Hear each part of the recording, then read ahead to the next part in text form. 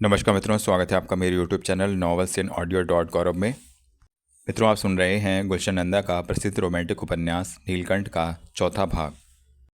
Workshop में आज छुट्टी थी और विष्णु सवेरे से ही घर में था। बेला बरामदे में बैठी झील का दृश्य देख रही थी। बतखों का एक सुंदर जोड़ा पानी चीरता हुआ धीरे धीरे बढ़े जा रहा था। एकाएक ऊपर के किसी पक्षी ने झपट्टा मारा और दोनों अलग होकर भिन्न भिन्न दिशाओं में भागने लगीं। बेला और मोहन दोनों ने यह दृश्य देखा। मोहन के ओठों पर भोली भाली मुस्कुराहट बेला को जैसे सांप बनकर डस गई। उसे प्रतीत हुआ जैसे मोहन ने भी उसके सुहावने जीवन पर ऐसा झपट्टा मारा है जैसा कि इस पक्षी ने बतखों के जोड़ों पर। लंगड़ा कहीं का। उसके मस्तिष्क में गहरी झील का पानी अपनी छाया डालने लगा। वह उठी और उसके बिल्कुल किनारे बैठकर अपने पांव ठंडे पानी में डाल दिए। भाभी, झील में कूद जाओ, भैया कहते थे तुम्हें खूब तैरना आता है, मोहन ने कहा। कहीं डूब गई तो क्या कहोगे? छी छी छी, कैसी बातें करती हो। विष्णु बाहर आया तो मोहन ने उसे तेल लाने को कहा। सवेरे की सुनहरी किरणों में वह प्रतिदिन विष्णु से शरीर पर तेल की मालिश करवाता था, जिससे उसके जोड़ अच्छी तरह खुल सकें। बेला भी झट भीतर गई और तैरने का जोड़ा पहनकर बाहर आकर झील में कूद पड़ी। मोहन और विष्णु खिलखिलाकर उत्साह से उस पानी को चीरती हुई उस मछली को देखने लगे। विष्णु ने मोहन की पीठ पर तेल मलते हुए कहा, तुम्हारी भाभी तो किसी मछली से कम नहीं। हाँ विष्णु, और फिर पानी और हवा दोनों में रहती हैं। मोहन की यह बात सुनकर विष्णु हंस पड़ा और उसकी नसों का जोर जोर से मलने लगा। बेला तैरती हुई किनारे आ पहुंची और धड़ बाहर निकालकर बोली, आओ मोहन, तुम्हें तैरना सिखाऊं। मोहन की आंखें भर आईं, जैसे वह अपनी बेबसी पर रोना चाहता हो, पर रो न सका। विष्णु ने उसके मन की दशा भांपते हुए सांत्वना देते हुए कहा, साहस न छोड़ो, मुझे विश्वास है कि एक दिन तुम अवश्य चल फिर सकोगे। बेला ने बाहर निकलकर शरीर पर पड़ा तौलिया लपेटकर उससे कहा, साहस रखना चाहिए, आज मैं तुम्हें तैरना सिखाऊंगी। मेम साहब? विष्णु ने आश्चर्य से उसका दृढ़ निश्चय देखते हुए कहा। हाँ विष्णु, लाओ, मैं मोहन की मालिश करती हूँ, तुम जाओ, काम पर देर हो रही होगी। आज तो वर्कशॉप में छुट्टी है। ओ, तो काम से छुट्टी करो, जाओ बस्ती में घूम फिर आओ। विष्णु बस्ती की ओर चल पड़ा। वह बेला की आंखों में आज एक विचित्र चमक देख रहा था, जिसमें प्यार के साथ भयानक बिजली भी छुपी हुई थी। वह घर से निकल पड़ा, पर उसके पांव न जाने बस्ती की ओर क्यों न उठ रहे थे। उसका अज्ञान मन कह रहा था कि उसकी अनुपस्थिति में कोई असाधारण घटना घटने वाली है। बाबूजी उस पर घर का पूरा उत्तरदायित्व छोड़ गए हैं, और किसी को कुछ हो गया तो वह यह सोचकर कांप उठा। इसी उलझन में वह एक घनी झाड़ी की ओट में बैठकर झील को देखने लगा। यहां से हिलने को उसका मन न किया। बेला ने जब देखा कि विष्णु बस्ती में चला गया है और हर ओर फिर से नीरवता छा गई है, तो उसने संतोष की सांस लेते हुए दूर तक दृष्टि दौड़ाई। उसका हृदय तेजी से धड़क रहा था, जैसे कोई पक्षी पिंजरे में सिर पटक रहा हो। बेला सीढ़ियां उतरकर झील के किनारे जा पहुंची और थोड़ी दूर बंधी सरकारी नाव को खोल चप्पू से खेती बरामदी की सीढ़ियों तक ले आई। मोहन को कंधे का सहारा देकर उसको नाव में बिठाने के लिए उठाया तो वह लड़खड़ाकर गिरते गिरते बचा। बेला ने उसे अपनी छाती से लगाकर प्यार करते हुए कहा, घबराओ नहीं, मेरी बाहों का सहारा जब तक है तुम्हें कुछ न होगा। बेला ने मोहन को नाव के बीच वाले तख्ते पर लिटा दिया और स्वयं चप्पू चलाकर उसे झील के बीच में ले आई। जो जो नाव धीरे धीरे पानी को चीरती आगे बढ़ती जाती, त्यों तो बेला के मन का भय और धड़कन तेज होती जाती। नाव कुछ और आगे निकल गई। बेला ने देखा दूर तक कोई जीव दिखाई न देता था। दिल दहला देने वाला मौन छा रहा था। उसे लगा जैसे नाव में कोई लाश रखी हो, जिसे वह खींचकर कहीं ले जा रही है। भय से उसके माथे पर श्वेत बिंदु एकत्र हो गए, जिन्हें उसने कोहनी उठाकर साफ कर दिया। बेला में इतना साहस नहीं था कि मोहन की आंखों से आंखें मिला सकती। बिना उत्तर दिए ही वह अपने मुंह पर एकाएक उभर आई क्रूरता को छुपाने के लिए झील में कूद गई।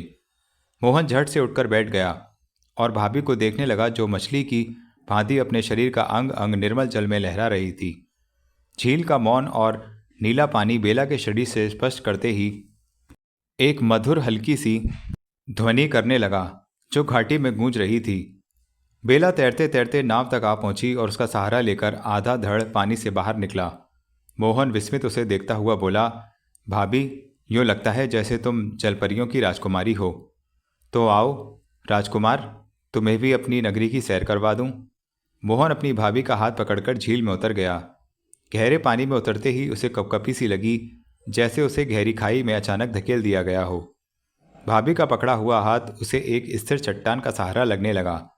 दोनों ने भयभीत दृष्टि से एक दूसरे को देखा और मुस्कुरा दिए। बेला ने कसकर दोनों हाथ पकड़ लिए और उसे पांव पानी में चलाने को कहा। मोहन ने धीरे धीरे पैर उठाकर पानी में हिलना आरंभ कर दिया। उसने अनुभव किया कि यह केवल उसका भय ही था।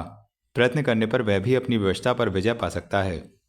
भाभी के सहारे वह धीरे धीरे पांव चलाता गहरे पानी में बढ़ने लगा। साथ साथ नाव भी बढ़ती गई। बेला छिपी छिपी छोड़ दृष्टि से झील के चारों ओर देख रही थी।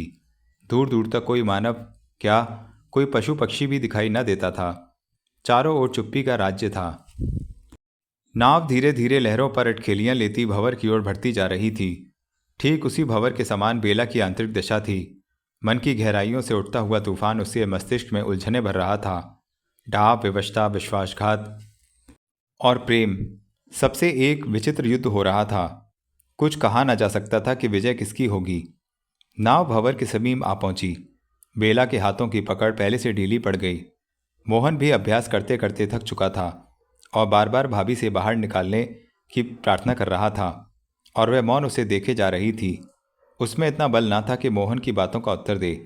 उसने देखा कि वह थककर सांस के पानी के बुलबुले छोड़ रहा है। उसका जीवन भी तो उन बुलबुलों के समान चंद क्षण का था।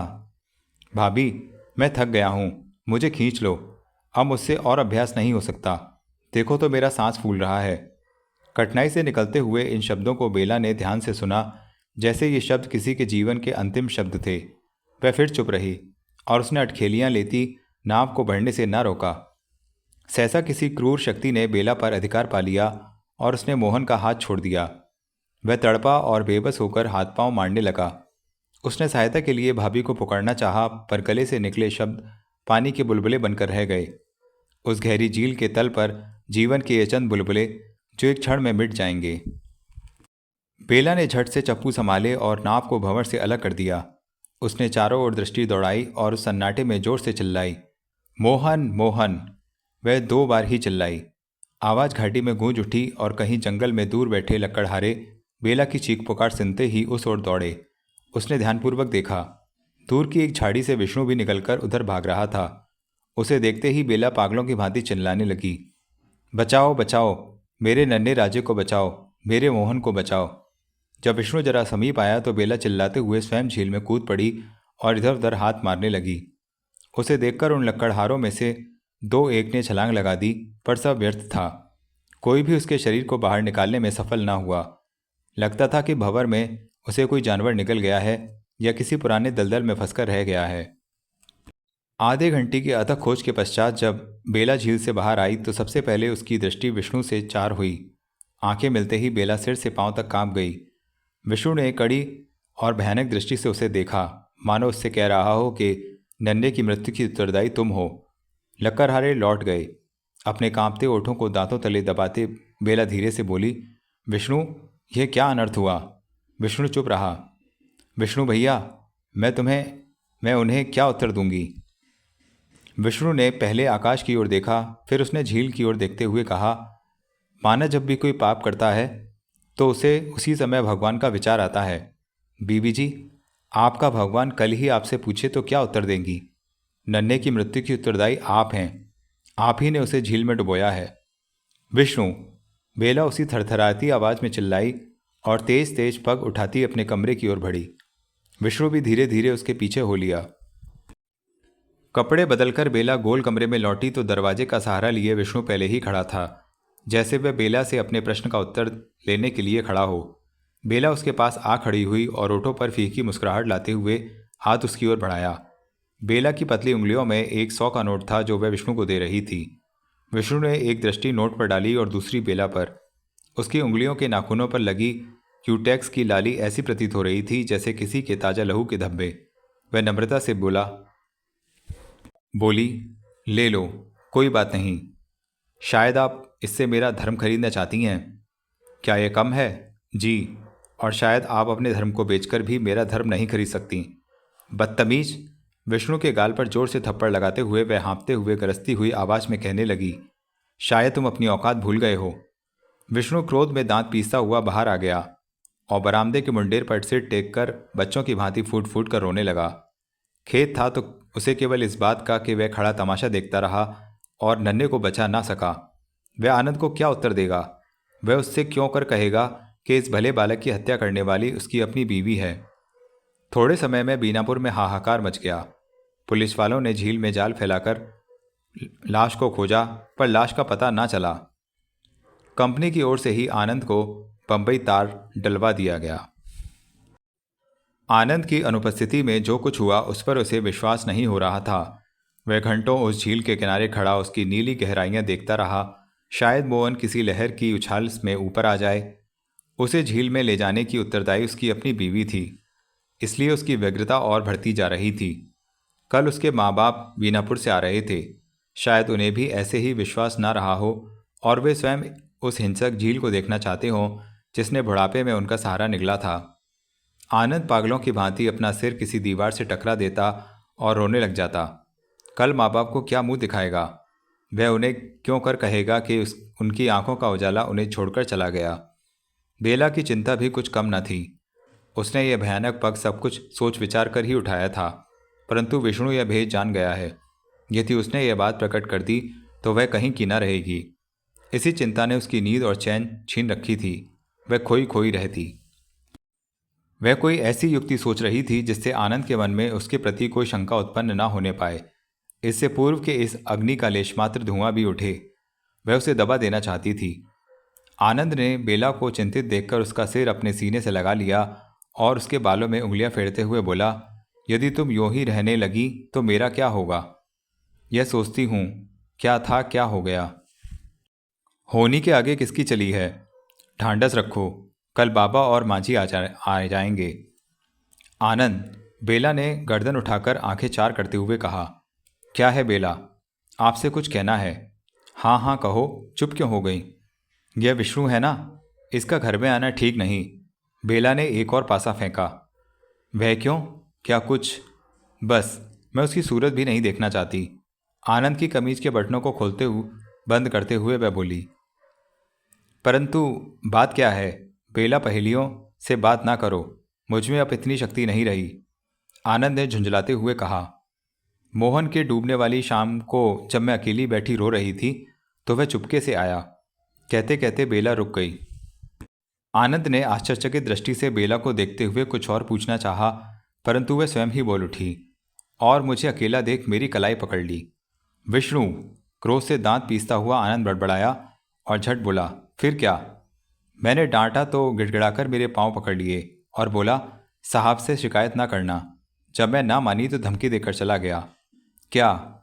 मैं बस्ती वालों से कह दूंगा कि मोहन की भाभी ने स्वयं झील में डुबोया है मोहन को, और मैं यह खबर पुलिस को भी दे दूंगा।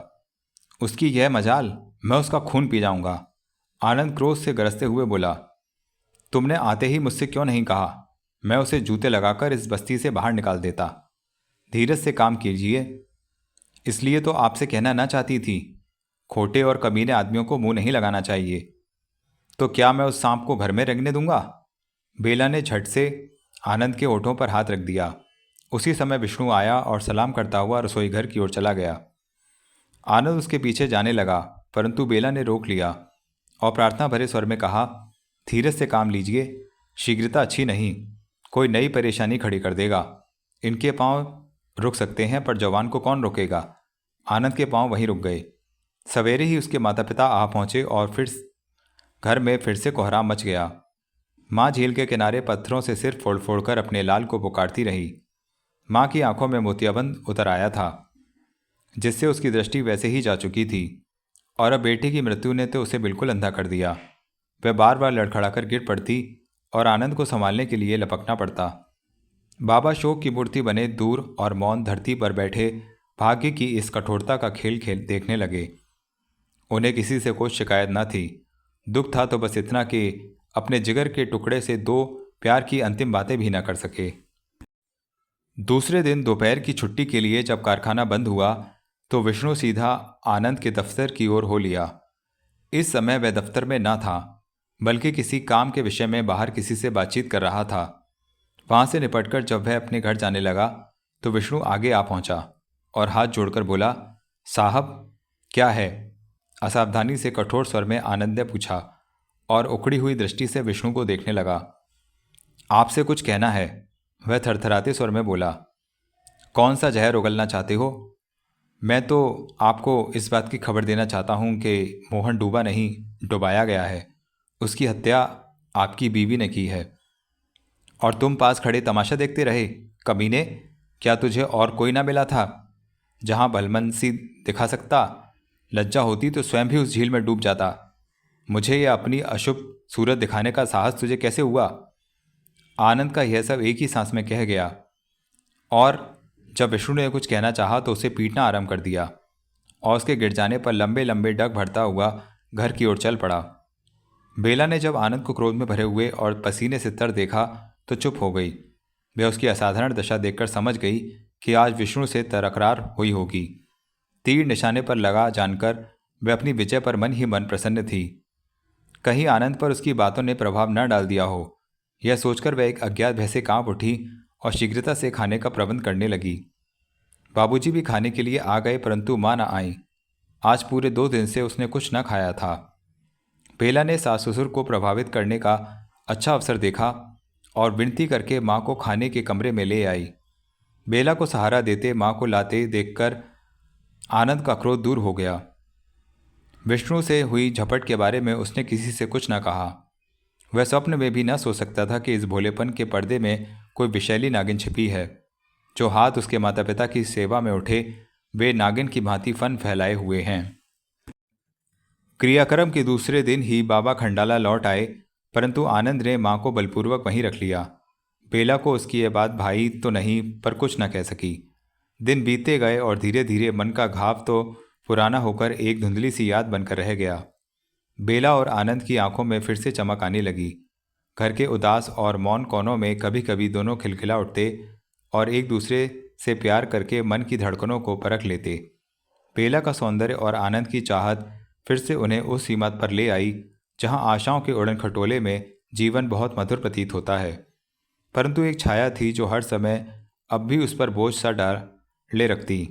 वह थी आनंद की माँ, जो ज्योति कम होने के कारण घर के कोने में लड़खड़ाती फिरती। उसे चैन न था। बेटे की मृत्यु ने उसे पागल बना रखा था। वह एक बेचैन आत्मा के समान भटकती रहती पर किसी से कुछ ना कहती। उसे देखकर दोनों की चहचहाट और हंसी बंद हो जाती। कहीं वह यह न सोच बैठे कि भाई का मरना भूलकर आनंद रंगरलियों में मस्त है। कभी वे पिकनिक या सैर प्रोग्राम बनाते तो वह इस कारण से रह जाता कि माँ को अधिक समय अकेले छोड़ना उचित नहीं। बेला की दृष्टि में अब सांस एक कांटे के समान खटकने लगी। अपाहिज देवर की भांति तो क्या उसे इसको भी अपने मार्ग से हटाना होगा? यह विचार आते ही वे कांप जाती। अब उसमें इतना साहस ना था। दिन बीतते गए और बेला विवश सी होकर अपने विचारों में सिमटी बैठी रही। उसने सास से अधिक बातचीत करना छोड़ दिया और दिन रात यही सोचती रही कि कोई ऐसी बात बन जाए कि उन दोनों में बिगाड़ हो जाए और तंग आकर वह स्वयं ही खंडाला चली जाए। आनंद से बेला की मानसिक दशा छिपी न रही। थोड़े ही दिनों बाद आनंद ने माँ को खंडाला भिजवा दिया जिससे वह अकेले में बीवी को समझा सके, किंतु उसकी उदासी दिन प्रतिदिन बढ़ने लगी। वह किसी बात का भी पूरा उत्तर न देती। सारा दिन लेटी रहती और घर के किसी काम में रुचि न लेती, मानो किसी बड़े रोग का शिकार हो गई हो। एक शाम जब आनंद वर्कशॉप से लौटा सो साधारणतः बेला को उदास न पाकर चकित रह गया। आज वह पलंग पर लेटी हुई नहीं थी, बल्कि बेल बूटों में पानी दे रही थी। उसने बड़े दिनों पश्चात आज अच्छे कपड़े पहने थे और श्रृंगार किया था। मुस्कुराते हुए आनंद का स्वागत किया और बोली, 5 बज गए क्या? हाँ बेला, 5:30 होने को आए। चाय तैयार है क्या? जी, चाय भी और मैं भी। कहीं बाहर जाने का विचार है क्या? जी नहीं। तो फिर आपको शुभ सूचना सुनाने को। ओ, सुनूँ तो क्या है? यो नहीं, पहले चलकर हाथ मुंह धो लीजिए, फिर कहूँगी। चलो, शुभ सूचना है तो धीरज का घूंट भर ही लेते हैं। जब दोनों चाय की मेज पर आमने सामने बैठे तो दोनों की आंखों की पुतलियां नाच रही थीं। वे एक दूसरे से कुछ कहना चाहते थे। बेला ने चाय बनाई और प्याला बढ़ाकर आनंद के सामने रख दी। एक घूंट चाय पीते हुए आनंद ने पूछा, अब कहो, क्या सोचना है? हमारा भाग्य खुल गया है, अब हमारा जीवन बदल जाएगा। वह कैसे? क्या कोई लॉटरी मिली है? जी, लॉटरी ही समझिए। इसके साथ ही बेला ने एक लंबा लिफाफा आनंद के सामने कर दिया। आनंद ने कांपते हुए हाथों से उसे खोला और पढ़ने लगा। कमरे की सब चीजें उसके सामने घूमने लगी। माथे पर पसीना फूट आया। उसे प्रतीत हुआ जैसे किसी ने उसे बर्फ की सिल्लियों में दबा दिया हो। पत्र को मेज पर रखते उसने कठिनाई से कहा, तो आज तक तुमने मुझसे छुपाए रखा? उसकी जुबान सूख रही थी। वह चाहता था कि एक घूंट चाय और गले में उतार ले, परंतु पी न सका। यही सोच रखा था कि सफल होने पर बताऊंगी, किंतु यह चिंता क्यों? बेला, तुम्हारी यह बात मुझे भाई नहीं। यह खेल अब यहीं बंद होना चाहिए। वाह, आप भी खूब हैं। 10,000 इतना धन और उसे ठुकरा दूं? हाँ, हमें ऐसा धन नहीं चाहिए। यह मुझसे ना होगा। जरा सोचिए तो, पहला ही चांस मुझे कहाँ ले जाएगा। मुझे उस ऊंचाई की आवश्यकता नहीं जहां पहुंचकर तुम्हें फिर जमीन पर गिरना पड़े। जरा सोचिए तो, सौभाग्य हमारा द्वार खटखटा रहा है और हम कानों पर हाथ धरे सुनते रहें। भला सारा जीवन इस थोड़े से वेतन में क्या होगा? बहुत कुछ परिश्रम के ये चंद सिक्के उस धन से कई दर्जा अच्छे हैं जो अपने मान और सौंदर्य की प्रदर्शनी में बनाए जाएं। यह वेतन थोड़ा सही, परंतु फिर भी बहुत है। अपने से अमीर लोगों को देखने में परेशानी तो होती है। यदि मन को सांत्वना देनी हो तो उन लाखों गरीबों की ओर देख लिया करो जिन्हें सवेरे से शाम तक काम करने पर भी पेट भर खाना प्राप्त नहीं होता। बेला चुप बैठी रही। आनंद चाय छोड़कर चला गया। उसे बेला की यह बात बिल्कुल ना भाई थी।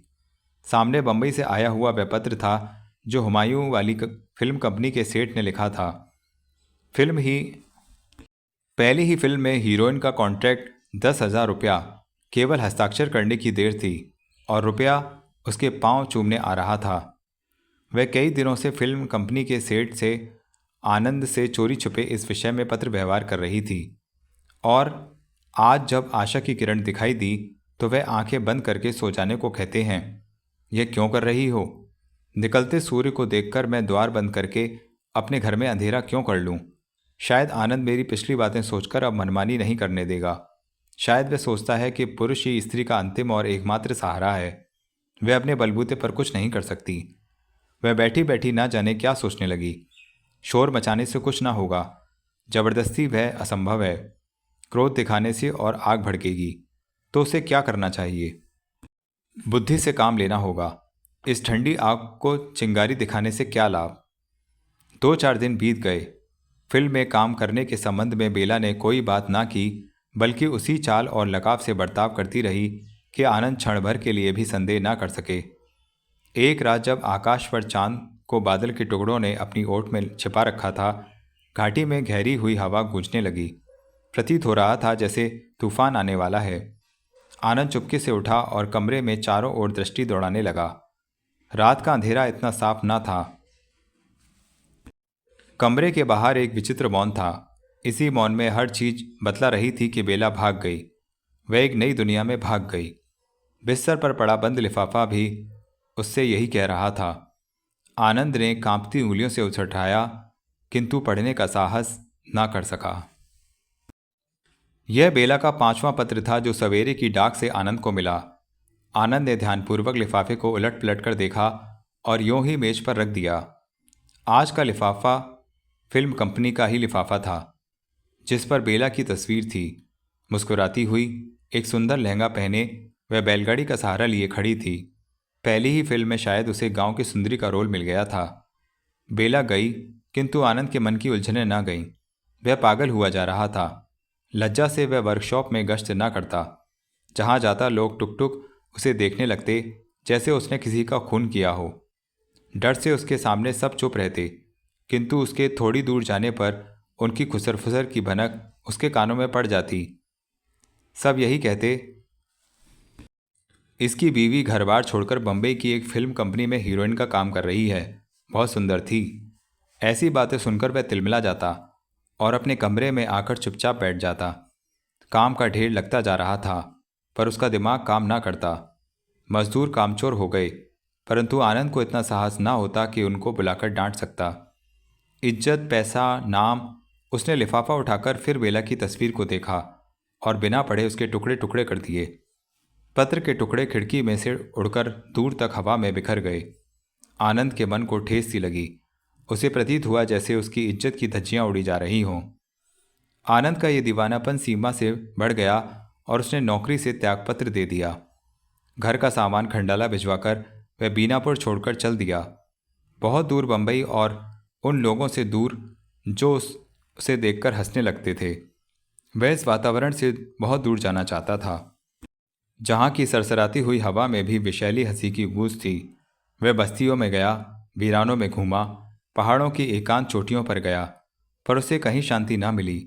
वह तीर्थ स्थानों में भी गया, जहाँ की पवित्र भूमि पर लोग मन का सुख पाते हैं, परंतु उसका सुख, उसका चैन उससे कोसों दूर भागा जा चुका था। उसे तनिक भी चैन न मिला। उसकी मानसिक उलझनें क्षण भर के लिए भी न रुकीं। उसके व्याकुल मन में स्थिरता न आई। आखिर उसे उसी दुनिया में लौट आना पड़ा। वह बंबई लौट रहा था और तीसरे दर्जे के डिब्बे में बैठा खिड़की से बाहर दौड़ती हुई जमीन को देख रहा था। धरती घूमे जा रही थी। पत्थर, पेड़, ऊंचे पहाड़, लंबी लंबी नदियां, हर चीज उसकी दृष्टि में घूम रही थी। उसे लग रहा था जैसे उसी की भांति संसार की हर वस्तु मंजिल की खोज में भागी जा रही है। अंतर केवल इतना था कि उन्हें अपनी मंजिल का ज्ञान था और वह बिना कुछ जाने भटक रहा था, परेशान था। खिड़की पर आधे उतरे हुए शीशे पर उसकी दृष्टि पड़ी तो अपनी ही सूरत देखकर वह चौंक गया। बड़े दिनों बाद उसने आज अपनी सूरत देखी थी। आंखें अंदर धंस गई थीं। लंबे बड़े हुए बाल जिन पर ना जाने कब से कंघी नहीं हुई थी, दाढ़ी बढ़कर उसे भयानक बना रही थी। मुंह की रंगत यूं हो गई थी मानो सफ़ेदी को धुएं से झुलसा दिया गया हो। वह भी बिल्कुल बदल चुका था। उसे शायद इस दशा में कोई सम्मति निकट से भी नहीं पहचान सकता। वह सचमुच पागल दिखाई देता था। लोग उसे भयानक दृष्टि से देखते, जैसे वे सूरत के पीछे छिपी कहानी को पढ़ना चाहते हों। एक झटके के साथ गाड़ी किसी स्टेशन पर रुकी। यात्रियों के शोर ने उसे भी जगा दिया, जैसे किसी सिनेमा हॉल में फिल्म कट जाने से उसमें शोर होता है। बीन, कोई कह रहा था। उसे ऐसा लगा जैसे उसके ठंडे शरीर पर किसी ने गर्म सलाख रख दी हो। उसने बाहर झांक कर देखा। यह बीनापुर ही था। वही छोटा सा स्टेशन, 2-4 गिने चुने रेलवे बाबू और कुली। वर्षों से उसमें कोई बदली ना आई थी। और एक वह था जो चंद महीनों में ही इतना बदल गया था कि कोई उसे पहचान ना सकता था। उसे ऐसा अनुभव हुआ जैसे बीनापुर की हर चीज़ उसे पहचानने का यत्न कर रही है और उसका उपहास कर रही है। बाबा, जरा सामने से एक पान तो ले आना। किसी आवाज़ ने उसके विचारों का तांता तोड़ दिया। एक बुढ़िया ने एक अन्नी बढ़ाते हुए उससे कहा। आनंद ने पान लेकर उसे दिया और बुढ़िया ने पान खाते हुए कागज को बाहर फेंकना चाहा, पर खिड़की से टकराकर आनंद की गोद में आ पड़ा। आनंद ने कांपती हुई उंगलियों से कागज को खुला और झट से मसलकर बाहर फेंक दिया। कागज पर बेला की तस्वीर छपी थी। गाड़ी प्लेटफॉर्म छोड़कर सिग्नल तक पहुंच चुकी थी। आनंद अपनी व्यग्रता को भूलने के लिए फिर बाहर झांककर देखने लगा। वही घूमती हुई धरती, ऊंचे ऊंचे स्थल, आकाश पर मंडराते हुए बादलों के छोटे छोटे टुकड़े।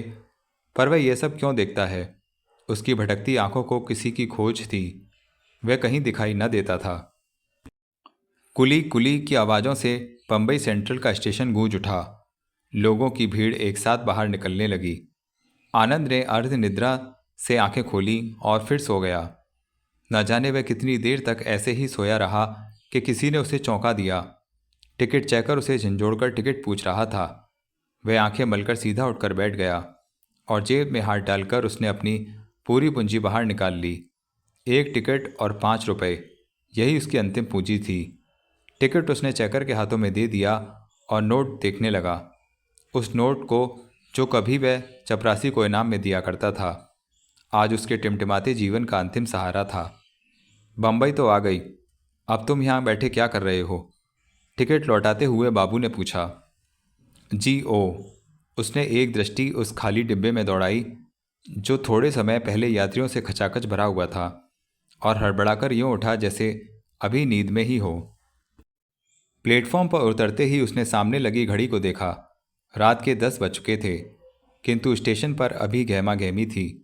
बिजली के उजाले में रात में दिन हो रहा था। हर आदमी किसी धुन में व्यस्त था। आनंद सामने लोहे के जंगले से लगे बड़े बड़े बोर्ड को देखकर रुक गया। अब की बार वह चौंका नहीं। किसी नश्तर ने उसके मन में चुभन नहीं की। इन बातों का अब वह अभ्यासी हो गया था।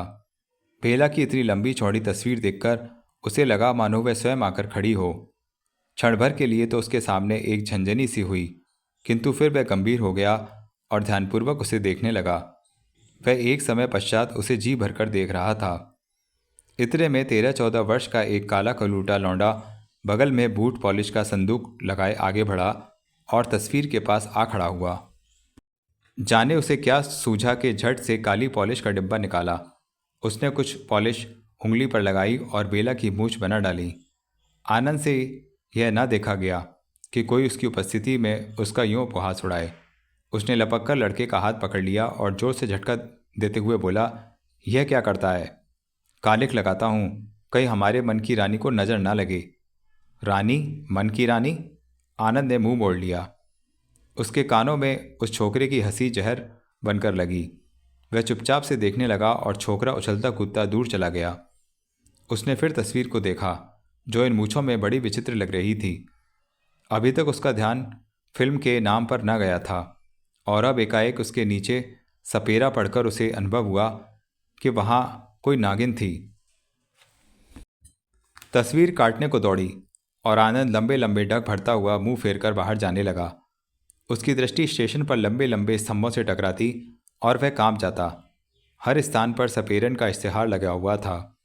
कई तस्वीरें नागिन बनी डसने को बढ़ रही थीं। वह और तेज चलने लगा।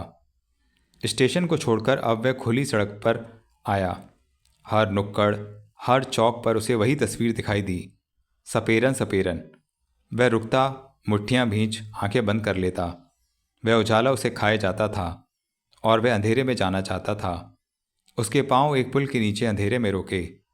उसने ऊपर आकाश की गहराइयों को देखा। अंधेरी रात में सितारे अपने पूरे यौवन पर थे। वह दीवार का सहारा लेकर वहीं फुटपाथ पर बैठ गया। आनंद का शरीर थकावट से टूट रहा था, किंतु फिर भी नींद उसकी आंखों से कोसों दूर थी। मस्तिष्क पर जोर देने से वह आसपास के मकानों को पहचानने लगा। उसे याद आ गया, यह सैंडहर्स्ट ब्रिज था। थोड़ी दूर उसका दफ्तर था, जहां किसी समय वह सेल्स मैनेजर था। और जब कभी वह गाड़ी में इस पुल से गुजरता तो फुटपाथ पर पड़े हुए लोग मुर्दों की पंक्ति प्रतीत होते थे। और आज उन मुर्दों में एक लाश उसकी भी थी। उनमें और इस लाश में अंतर केवल इतना था कि वे शांति में पड़ी थी और ये जीवन की चोटों से तड़प रही थीं। दफ्तर से थोड़ी दूर हुमायूं का स्टूडियो था, जहां प्रायः वह शाम को चला जाया करता। आज उसी स्टूडियो में उसकी इज्जत की नीलामी हो रही थी और उसका मित्र आवाज़ें देकर बोली को बढ़ा रहा था। वह क्रोध से तिलमिला उठा। स्टूडियो की दीवारें, हुमायूं, सेठ, बेला, बारी बारी सब उसके मस्तिष्क पर हथौड़े चलाने लगे। वह आंखें फाड़ फाड़ कर उस रास्ते को देखने लगा जो स्टूडियो की ओर चला जाता था। न जाने क्या सोचकर वह उसी रास्ते पर बढ़ गया। रात आधी से अधिक बीत चुकी थी। स्टूडियो का फाटक आधा बंद हो चुका था। पहरे का पठान नींद में ऊँघ रहा था। आनंद धीरे धीरे सांस रोककर उस फाटक के भीतर चला गया और उधर को हो लिया जहाँ से उजाला आ रहा था। किसी ने बताया सपेरन की शूटिंग हो रही है। सपेरन का नाम सुनते ही उसके मन को धक्का सा लगा। वह बढ़ते बढ़ते हॉल के दरवाजे तक जा पहुंचा, जो भीतर से बंद था। वह हॉल के पीछे वाले दालान में जा बैठा। सेठ साहब की गाड़ी भी वहीं खड़ी थी। वह जानता था कि फिल्म के बड़े बड़े अभिनेता और अभिनेत्रियां पीछे से ही गाड़ी में बैठकर बाहर निकल जाते हैं और बाहर वाले दरवाजे पर लोग प्रतीक्षा करते करते लौट जाते हैं। मौन वातावरण में गुनगुनाहट हुई और फिर किसी के हंसने की आवाज़ थी। बेला, वंडरफुल, एक्सीलेंट। मुझे आशा न थी कि तुम गुणों का सागर छुपाए हुए हो। इस प्रशंसा का धन्यवाद। इस वाक्य ने आनंद के मन पर बिजली का सा काम किया। आज एक समय पश्चात उसे अपनी बीवी की आवाज़ सुनाई दी थी। कितनी कोमलता थी उसके स्वर में। आनंद को यूँ अनुभव हुआ कि कोई नर्तकी किसी सेठ का धन हड़पने के बाद उसका धन्यवाद कर रही है। आनंद चौकन्ना हो गया। सामने से बेला, सेठ और उसके साथ हुमायूं कार की ओर जा रहे थे। हुमायूं को देखकर आनंद क्रोध से आग बबूला हो गया। उसे अपने मित्र से ऐसी आशा न थी कि वह बेला को ऐसे काम में डालेगा। जैसे ही वह कार की ओर आए, आनंद भी छिपते छिपते उनके साथ बढ़ने लगा। न जाने उनके मन में क्या आई कि वह झट से आगे बढ़ा और उसने बेला का हाथ पकड़ने का एक व्यर्थ प्रयत्न किया। ए, क्या करता है? सेठ साहब रुकते हुए चिल्लाए। वह पागलों के समान उसकी ओर देखने लगा। हुमायूं ने एक पाग आगे बढ़ाकर उसे धकेलते हुए कहा, क्या है बाबा? न जाने ये भिखारी लोग रात को भी पीछा क्यों नहीं छोड़ते। लो मिस्टर हुमायूं, इसे यह दे दो। आज के दिन किसी को ना नहीं करनी चाहिए। बेला ने 1 रुपया हुमायूं को देते हुए कहा। भीखी देनी है तो अपने हाथों। बेला ये सुनकर मुस्कुरा पड़ी और वही रुपया उसने स्वयं उसकी हथेली पर रख दिया। बड़े हुए बाल और नाखून, धसी हुई आंखें, आनंद की भयानक सूरत देखकर बेला घबरा सी गई, किंतु घबराहट को मुस्कान में दबाते हुए बोली, बाबा आशीर्वाद दो कि पहली ही फिल्म मुझे उन्नति के शिखर पर ले जाए। उस मौन वातावरण को फिर तीनों की हंसी ने तोड़ दिया और तीनों मोटर कार के पास जा रुके। आनंद उन्हें देखता रहा। तीनों ने आपस में कुछ खुसर फुसर की और फिर भिखारी की ओर देखा। चंद ही क्षण की बातचीत के बाद सेठ साहब की गाड़ी बेला को लिए फाटक से बाहर चली गई। हुमायूं आनंद के पास जाकर उसे ध्यानपूर्वक देखने लगा। आनंद ने मुंह दूसरी ओर फेर लिया। कौन हो तुम? हुमायूं ने नम्रता से पूछा। तुम्हें इससे क्या? अपनी उंगलियों को तोड़ते हुए आनंद ने उत्तर दिया। तुम पर तरस आ गया, सोचा तुम्हारी कुछ सहायता कर दूं। क्या फिल्म कंपनी में काम दिलवा दोगे? वह बड़बड़ाया। इसलिए तो तुम्हारे पास आया हूं। जानते हो ये कौन थे? हमारी कंपनी के मालिक और हमारी फिल्म सपेरन की हीरोइन बेला। बेला का नाम सुनते ही उसने मुंह हुमायूं की ओर फेर लिया और उसकी आंखों में देखने लगा। मुझे एक पागल भिखारी की खोज है। थोड़े ही समय का सीन है। हीरोइन का गला दबाना है। गला? इसके साथ ही आनंद अपनी उंगलियों को अंधेरे में चलाने लगा। हुमायूं ने उसे यूं केकड़े के समान उंगलियां चलाते देखा तो बोला, तुम तो अभी से एक्टिंग करने लगे? हाँ हाँ, मैं उसका गला दबा दूंगा, उसे जान से मार दूंगा। बाबा, जान से नहीं मारना, वरना हम सब जेल में होंगे और तुम फांसी पर। यह तो एक्टिंग है, कल तुम्हें समझा देंगे। यहाँ आ जाना, पैसे भी अच्छे दिलवा दूंगा। हुमायूं ने जेब से अपने नाम का एक कार्ड निकालकर उसे दे दिया और लंबे डग भरता दूसरी मोटर गाड़ी की ओर बढ़ गया। दूसरी सवेरे जैसे ही हुमायूं नाश्ते के लिए मेज पर बैठा, किसी ने घंटी बजाई। हुमायूं ने उठकर द्वार खोला और आश्चर्य से उसे देखता रह गया। लंबे लंबे बालों और दाढ़ी में छिपी दो मोटी मोटी आंखें अंदर धसी हुई उसने घूर रही थीं। 2-4 क्षण के मौन को तोड़ते हुए कुछ कंपित स्वर में पूछने लगा, तुम कौन हो? क्या चाहिए? आनंद ने उसी का दिया हुआ कार्ड उसके सामने रख दिया। ओ, वह रात वाला पागल भिखारी। पर मैंने तो तुम्हें स्टूडियो में बुलाया था, यहाँ नहीं। और हाँ, तुम्हें मेरे घर का पता कैसे चला? आनंद ने देखा कि हुमायूं की आवाज़ अभी तक काँप रही है। वह भीतर आ गया। हुमायूं की कंपकपी बढ़ गई। वह यहाँ कैसे आ गया? तुम्हें यहाँ का पता कैसे चला? हुमायूं ने अपने प्रश्न को दोहराया। एक समय से जानता हूँ, यहाँ मेरा एक मित्र रहता था। आनंद के स्वर में निश्चय और कठोरता थी। कौन है? कब? मैं तो बड़े समय से रहता हूँ। शायद वह मर गया हो। मर गया हो? नहीं, तुम झूठ कहते हो। वह मरा नहीं। ऐसा जान पड़ता है कि मैं तुम्हें अच्छी तरह जानता हूँ। तुम मेरे आनंद हो। हुमायूं ने चिल्लाते हुए उसे देखा। दोनों गले मिल गए। लेकिन यह पागलों की सी हालत। तुम जैसा मित्र मर जाए तो अपनी यही दशा होगी। ऐसा मत कहो, हुमायूं ने आनंद का संकेत समझते हुए कहा और हाथ से पकड़कर उसे पास कुर्सी पर बिठा लिया। आनंद, शायद तुम नहीं जानते कि भाभी को मैंने कितना रोका है। मेरे मना करने पर उसने खुद सेठ साहब को खत लिखे। मुझे तो उस दिन पता चला जब वह यहाँ दफ्तर में आ धमकी और सेठ साहब ने बतलाया कि सपेरन की हीरोइन बेला है। ओह, मैं उसे मार डालूंगा। सब्र से काम लो, गुस्सा थूक दो। मेरे होते भाभी पर आँच नहीं आ सकती। अब भी कुछ नहीं गया।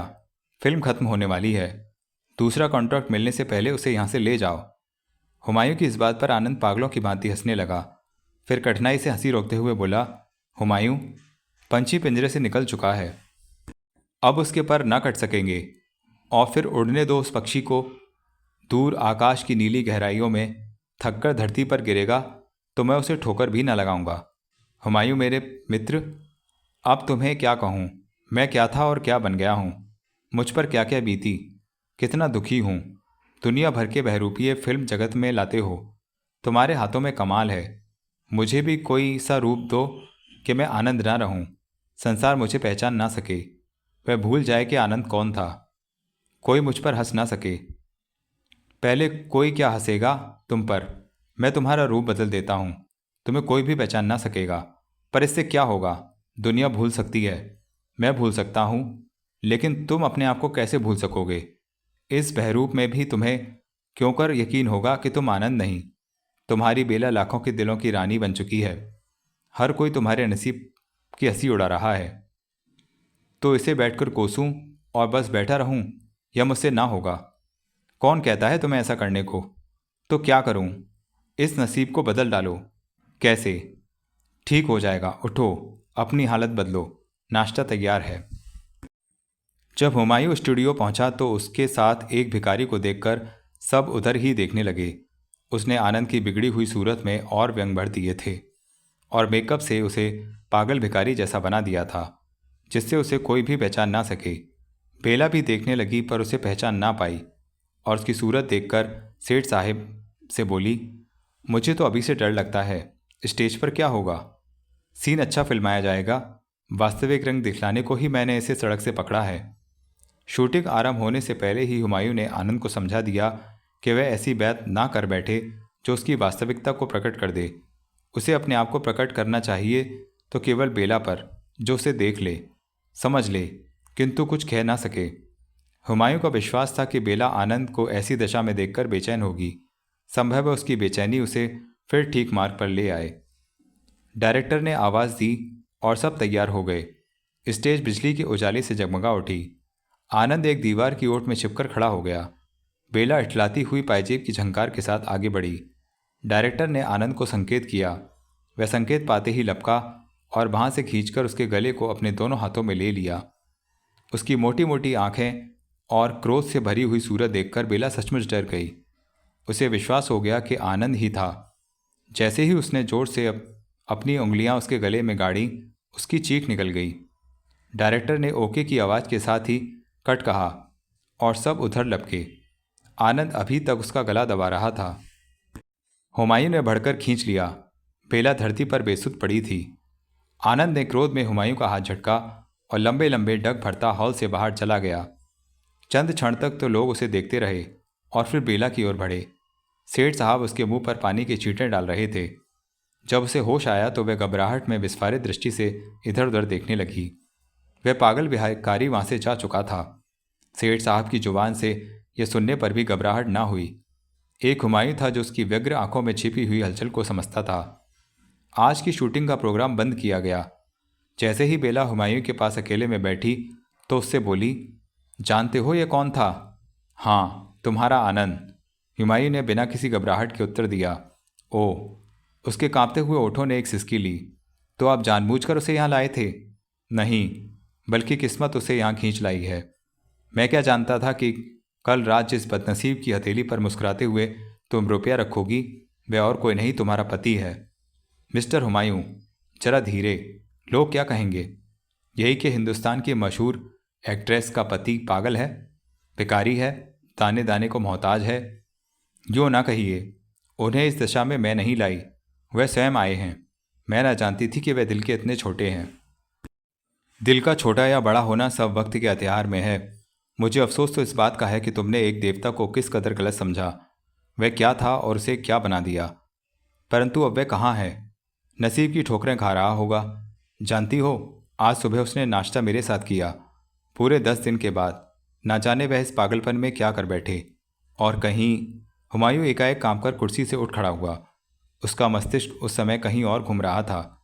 कहीं आनंद कुछ कर न बैठे। जीवन से लाचार होकर मानव क्या नहीं कर सकता। रात के 10 बजे हुमायूं ने बंबई का कोना कोना छान मारा, परंतु उसे आनंद का कहीं पता न चला। हार थककर वह अपने घर के गोल कमरे में खिड़की के पास बैठ गया। उसकी आंखों से आंसू फूट पड़े। उससे आनंद की दशा देखी न गई थी।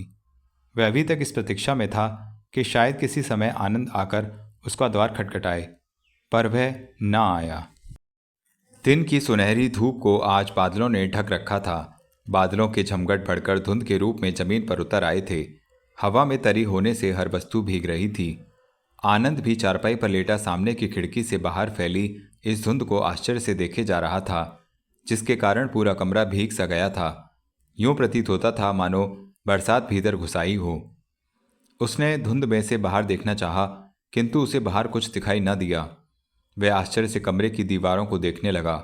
साफ सुथरा कमरा, हर चीज ढंग से रखी हुई, सफ़ेद फर्नीचर और मेज पर रखी शीशियों से वह किसी अस्पताल का कमरा जान पड़ता था। दवाइयों को देखते ही उसका हाथ उठा और उसकी कांपती हुई उंगलियों ने माथे पर बंधी पट्टी को छुआ। उसे याद आ गया कि अधिक रात गई जब वह सड़क के बीचों बीच बढ़ता जा रहा था, उसकी टक्कर एक मोटर से हो गई थी। उसके बाद क्या हुआ उसे कोई खबर न थी। वह घायल हुआ और अपने होश खो बैठा। उसे इसका ध्यान भी न था। वह जानना चाहता था कि उसे कौन उठाकर अस्पताल में लाया है। पाँव की चाप सुनाई दी तो वह चौकन्ना होकर बैठ गया।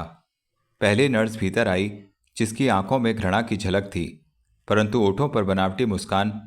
शायद उसे भयानक मरीज पसंद न था। जैसे ही नर्स ने मुंह से थर्मामीटर निकालकर ताप पढ़ा, आनंद ने पूछा, नर्स, क्या है? यहाँ मेरा इलाज कौन करवा रहा है? मैं कुछ नहीं जानती, नर्स ने कठोर स्वर में उत्तर दिया। द्वार पर आहट हुई। डॉक्टर किसी से बातें करता हुआ भीतर आया। आते ही नर्स से उसने कुछ पूछा। नॉर्मल, नर्स ने उत्तर दिया। That's good. लो मिस संध्या, तुम्हारा कष्ट कम हुआ। कष्ट कैसा डॉक्टर? यह तो मेरा कर्तव्य है। संध्या, और वही बारीक और सुरीली आवाज़ जो बहुत समय पहले उसने सुनी थी। आनंद कांप सा उठा और उस लड़की को देखने लगा जो डॉक्टर से कह रही थी, यदि कोई राही भी घायल हो तो मुझसे नहीं देखा जाता, फिर यह तो मेरी ही गाड़ी से टकराया है। आनंद ने जब चोट दृष्टि से संध्या को देखा तो हक्का बक्का रह गया। यह उसी की संध्या थी जो उसे कोई अन्य समझकर यहाँ तक ले आई थी। वह उसे इस दशा में पहचान ना सकी। अच्छा ही हुआ, वरना यह भी उसे सड़क पर ही ठुकराकर बढ़ जाती। उसने भी तो जीवन की लंबी सड़क पर एक दिन उसे ठुकराया था। यह सोचकर आनंद अपने मन में कोई चुभन अनुभव करने लगा। उसने लज्जा से आंखें झुका लीं और मुंह दूसरी ओर कर लिया। डॉक्टर ने नर्स को दवाई लिखकर दी और संध्या के साथ बाहर चला गया। जब वे बाहर चले गए तो मुंह फेरकर उसने उस खुले द्वार की ओर देखा जहां चंद क्षण पूर्व उसका जीवन खड़ा था, किंतु वह उसे भी जी भरकर देख भी ना सका। नर्स ध्यानपूर्वक आनंद को देख रही थी। निस्तब्धता को तोड़ते हुए बोली, इस देवी ने तुम पर तरस खाया है और आधी रात को घायल उठाकर यहाँ ले आई थी। तुम्हें तो उठकर उसके पांव छूने चाहिए थे। जी, आप ठीक कहती हैं। वह कल भी तो आएगी। नहीं। वह क्यों? इसलिए कि आज ही आपकी छुट्टी हो जाएगी, उसने नाक चढ़ाते हुए उत्तर दिया और साफ और मुलायम फर्श पर सैंडलों से आहट करती बाहर चली गई। आनंद के मन की हल्की सी चुभन ने सारे शरीर में पीड़ा की एक चुभन छोड़ दी। वह बेचैन होकर तड़प उठा। एक समय से हृदय में छिपी कसक फिर जाग उठी। बरामदे में स्तंभ से पीठ टिकाए संध्या मोतिये की उन बेलों को देख रही थी जिन्हें 2 वर्ष पहले उसने लगाया था। आज वह बढ़कर छत तक जा पहुंची थी। हरे हरे पत्तों पर वर्षा कण मोती से प्रतीत हो रहे थे। बेलों में छिपा संगमरमर की सख्ती पर खुदा नीलकंठ का शब्द देख उसके मन में गुदगुदी सी उठी। जीवन की कितनी मंजिलें गुजर गईं पर नीलकंठ नहीं बदला। उसका मन अब भी किसी की आह सुनकर बेचैन हो उठता। वह उस घाव पर मरहम रखने को दौड़ती, किसी की पीड़ा को बांटने में ही उसे सुख मिलता। रात वाले पागल को अस्पताल में से लाकर उसकी मरहम पट्टी करवाने में उसे जो आंतरिक आनंद मिला वह उसे आज तक प्राप्त ना हुआ। उसे यूँ अनुभव हुआ जैसे वह उसे एक समय से पहचानती है, परंतु उसने एक बार भी उसका धन्यवाद नहीं किया। वह इन्हीं विचारों में डूबी अपने आप से बातें कर रही थी कि सुंदर और पाशा मामू ने भीतर प्रवेश किया। सुंदर ने अब शराब पीना बंद कर दिया था। वह कारखाने में बने हुए माल का स्टोर मैनेजर था। पाशा मजदूरों की देखभाल और समय पर काम चालू करने का उत्तरदायी था। दोनों को सामने खड़ा देख उसके विचारों का तांता टूट गया। साड़ी का पल्लू ठीक करती हुई वह उसके पास आई और पूछने लगी, कहिए। मजदूरों की छांट करनी है। कुल 300 मजदूर आए हैं। पाशा मामू बोले। ओ, शहर में बेकारी बढ़ती जा रही है। कितने चुने? 50। आवश्यकता तो 40 की थी। किंतु इतनी बड़ी संख्या देखकर 10 और बढ़ा लिए हैं। तो ठीक है, सबको भीतर ले आओ, संध्या ने उत्तर दिया। चुने हुए मजदूर जब भीतर आने लगे तो हर किसी को उस खिड़की के सामने से गुजरना पड़ता था। संध्या सबको बारी बारी ध्यानपूर्वक देख रही थी। विचित्र प्रकार की सूरतें, कोई भिखारी, कुछ चोरों जैसे और कुछ ऐसे जैसे अभी पागलखाने की दीवारें फांद कर आए हों। पर उनके ये विचित्र चेहरे देखकर उसे कोई आश्चर्य न हो रहा था। उसने कितने ही चेहरे देखे थे। वह जानती थी कि थोड़े ही समय में वह उन्हें एक नए रूप में ढाल देगी। बारी बारी जब सब भीतर चले गए तो उसकी दृष्टि अंतिम मजदूर को देखकर ठिठक गई। वह भी क्षण भर के लिए खिड़की के पास आकर रुक गया। उसकी भीतर धसी हुई आंखों में एक बिजली सी चमकी, जिसे देखकर जरा सी देर के लिए न जाने क्यों वह कांप गई। उसे यूं जान पड़ा जैसे वह उसे जानती है। मन पर अधिकार पाकर वह खिड़की का सहारा लेकर झुककर उसे देखने लगी। बिल्कुल वही रात वाला भिखारी जिसे वह अस्पताल में छोड़ आई थी। अभी तक उसके माथे पर ताजा घाव का निशान था, पर वह उसे इतना घूर कर क्यों देख रहा है। वह अपने मस्तिष्क पर दबाव डालकर सोचने लगी, कहीं वह उसका आनंद तो नहीं। वे ही चौड़े कंधे, मोटी मोटी आंखें और उनकी गहराइयों में एक अछूती चमक जो कभी समाप्त नहीं होती। आनंद का ध्यान आते ही वह एक बार फिर तनिक कपकपा गई, परंतु वह ऐसी दशा में मजदूरों की पंक्ति में असंभव है। वह ये सोच रही थी कि खान पाशा ने आवाज़ दी और वह अजनबी आगे बढ़ गया। खान पाशा और सुंदर खिड़की के पास आकर रुक गए और होठों पर मुस्कुराहट लाकर पूछने लगे, क्यों दीदी, आज की छांट कैसी रही? संध्या का ध्यान अभी तक जाने वाले मजदूर पर था। उसने ध्यान से ही उसने हाँ कही, फिर जरा रुककर बोली, परंतु ये आखिरी मजदूर देखने में बूढ़ा लगता है, वरना है नौजवान। सुंदर ने बात काटते हुए कहा, तो इसे जरा यहाँ बुलवा दो। थोड़े ही समय में सुंदर उसे साथ लिए वहां आ पहुंचा।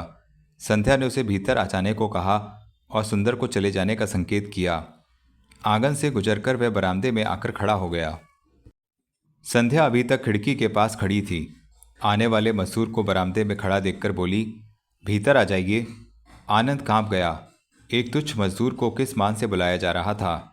वह खड़ा रहा, परंतु संध्या के पुनः अनुरोध पर वह धीरे धीरे पांव उठाता भीतर बढ़ा, जैसे कोई अपराधी जज के बुलाने पर कचहरी के कटघरे की ओर बढ़ता है। उसका मन भय से कांप रहा था। दोनों की आंखें मिली। पहली ही दृष्टि आंखों की पुतलियों से होती हुई मन की गहराइयों में उतर गई। उसे विश्वास हो गया कि आने वाला उसके आनंद के अतिरिक्त और कोई नहीं हो सकता, किंतु मन पर अधिकार रखते हुए उसने यह प्रकट न होने दिया कि वह उसे पहचान गई है। बैठ जाइए। हाँ, उस सोफे पर, संध्या ने धीरे से कहा और सोफे की ओर संकेत किया जिस पर बैठने से वह हिचकिचा रहा था।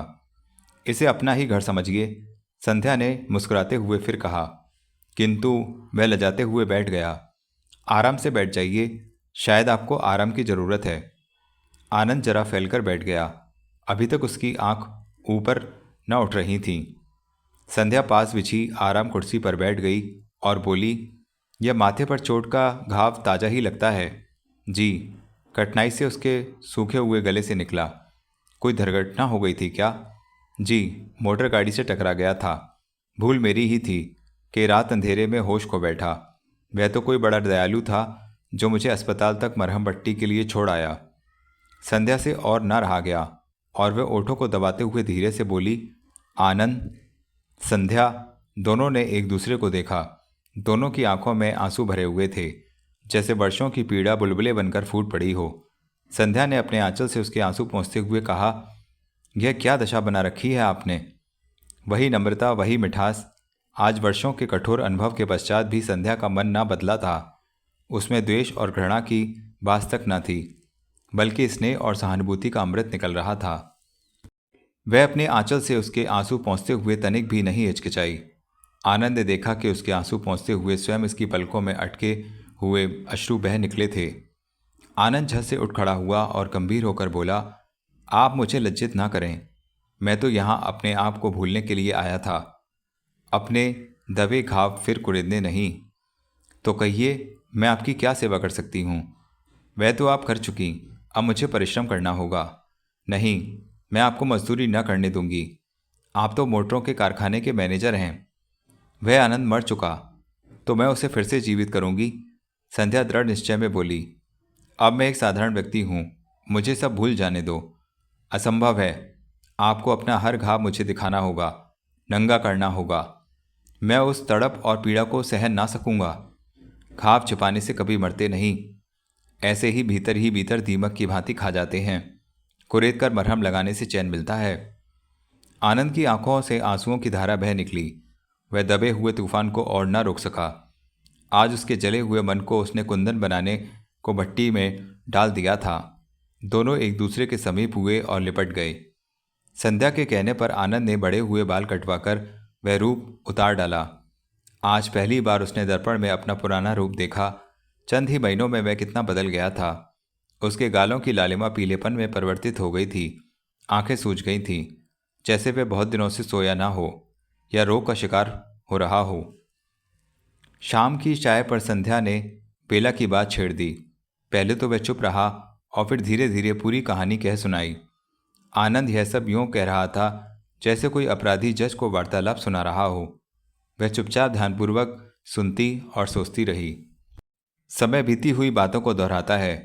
आसपास के कई उजड़े हुए चिन्ह, बीते हुए समय के अवशेष, पुरानी रंगीनियों को क्षण भर के लिए जीवित कर देते हैं और मानव अपने आप को भूलकर कुछ समय के लिए उसी संसार में लौट जाता है जहां उसे सुख प्राप्त हुआ था।